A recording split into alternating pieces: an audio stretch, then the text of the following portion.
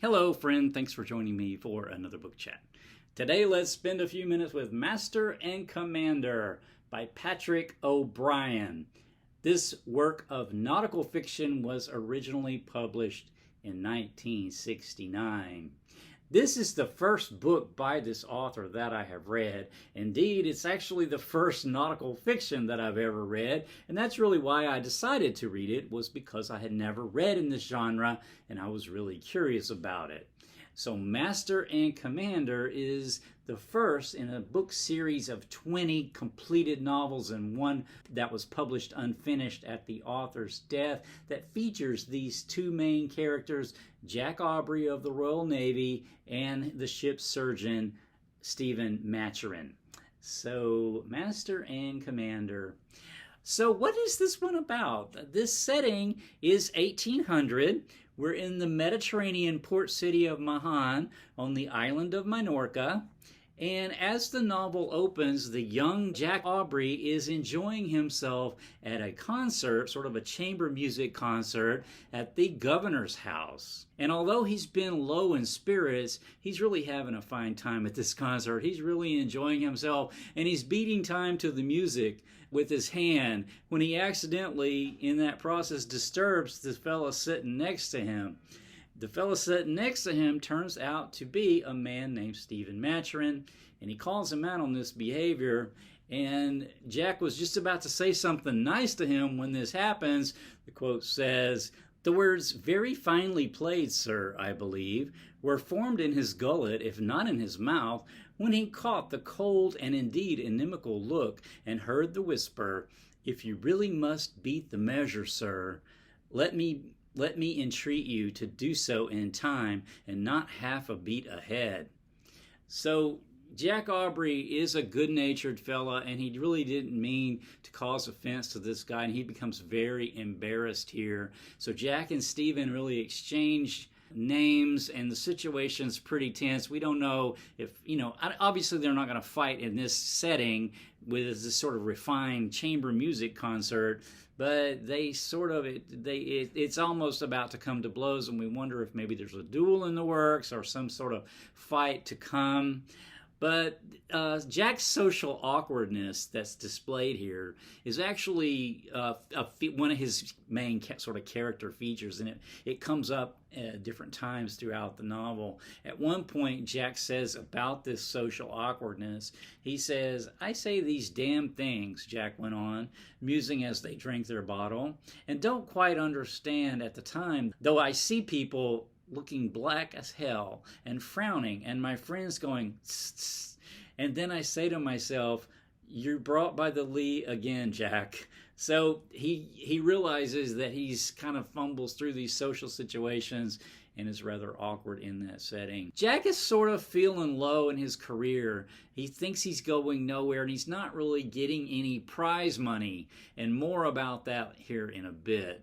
But then he gets some news after this concert. He learns that he's been promoted to the rank of commander, and he's been given command of a 14-gun sloop called the Sophie. And I thought it was interesting how it was explained that a promotion like this could just sort of happen out of the blue in this era. I thought that was really interesting. Anyway, so he, of course, is in a very good mood after that. And the next day when he runs into Stephen Maturin, the guy from the concert, with that he had had the words with, and he's in such a good mood, though, that and his natural good nature really comes forth, that the sort of animosity that Stephen had toward him sort of melts away, and Jack invites Stephen to have a meal with him. And so they go off to have a dinner together. During this dinner, they just instantly click with each other. You know how sometimes you can meet somebody, and it's kind of rare, true, but it does happen, and you meet somebody, and you just know that you are natural together, and that you two need to be friends, that you're going to be really good friends. And that's sort of how it happens with Jack and Stephen. And we, the reader, really see this. It's really drawn really well when they first meet, and how they're clicking together, and how they just have that sort of rapport with each other that really good friends do right from this moment when they're really first meeting. Of course, they met at the concert for the first time, but for the first time when they're really getting to know each other at this meal. So this relationship was really one of the best aspects of the book to me. It carries on through, and I just enjoyed that a lot. Anyway, back to the dinner. They're getting to know each other, and then Jack finds out that Stephen is a physician.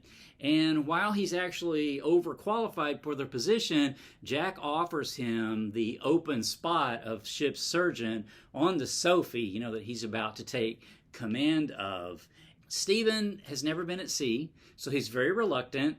He says, I don't know anything about the Navy or about how things operate there, but he's struggling, at the moment financially and for other reasons. For one, he had been involved with the Irish Rebellion a couple of years previously. He's sort of not on the run from that, but he had left Ireland after that, and so he's sort of at loose ends. So he does end up accepting this position as ship's surgeon. And since Stephen has never been at sea, it's through him that we, the reader, also learn about the Navy life.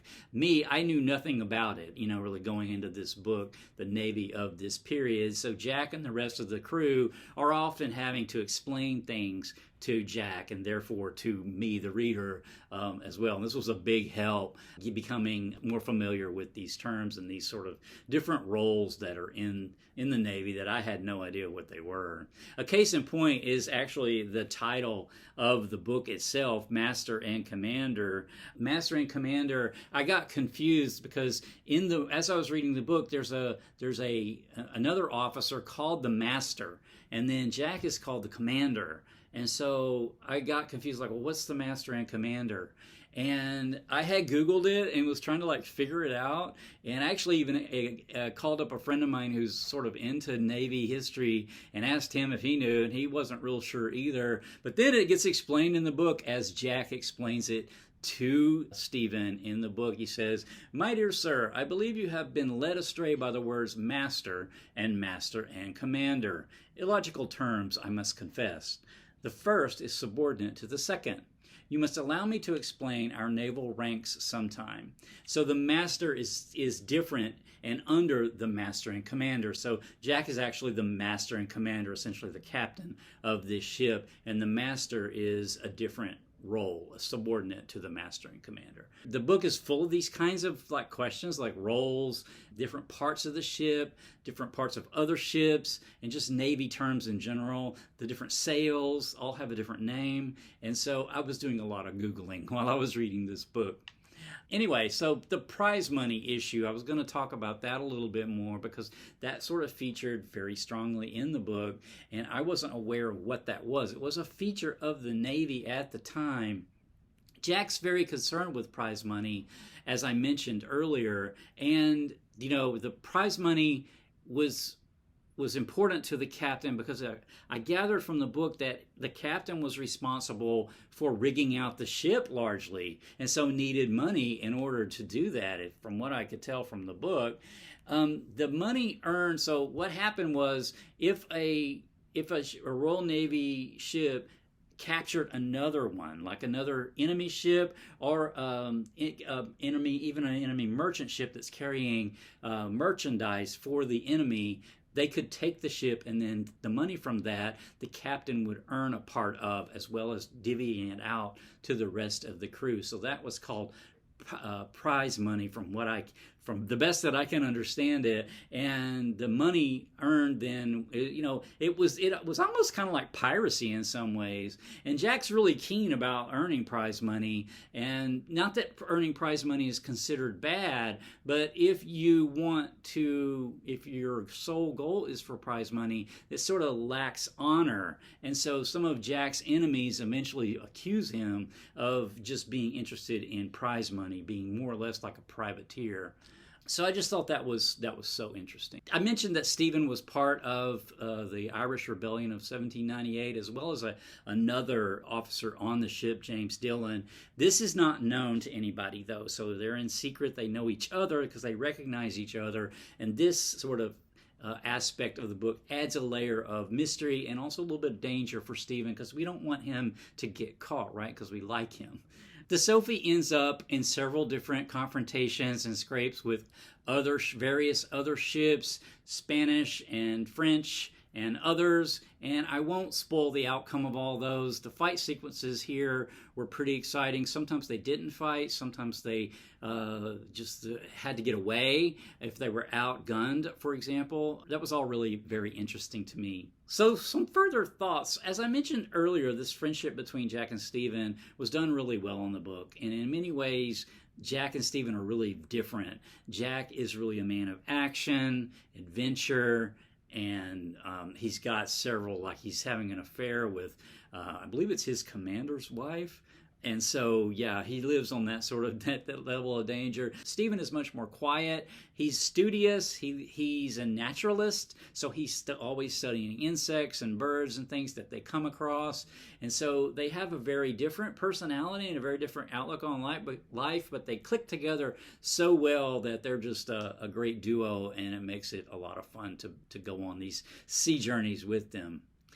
This book pretty much is immersive of being on a vessel at this time. So around 1800, 1801 was really fun learning about this era. One negative thing I would have around the book is I listened to this book on audiobook. And if I were going to go back and do this again, I would not listen to the book, mainly because I had to keep pausing it and then kind of going back a little bit and like, trying to figure out what that word was so I could look it up, because there was a lot of terms that I needed to look up, as I mentioned. So I would, next time, if I read another one of these in the series, I would read the printed book, I think, instead of listening to the audio. But nevertheless, I am glad to have finally read some nautical fiction. It was a lot of fun and quite an adventure. So I think I will leave the chat with that. My next chat is going to change some gears here. I'm going to read some nonfiction, some cinema history, film noir reader. It is edited by Alain Silver and James Ursini. Film noir reader coming up soon. I finished this already, so I will have a chat on it before too long. Until next time, take care.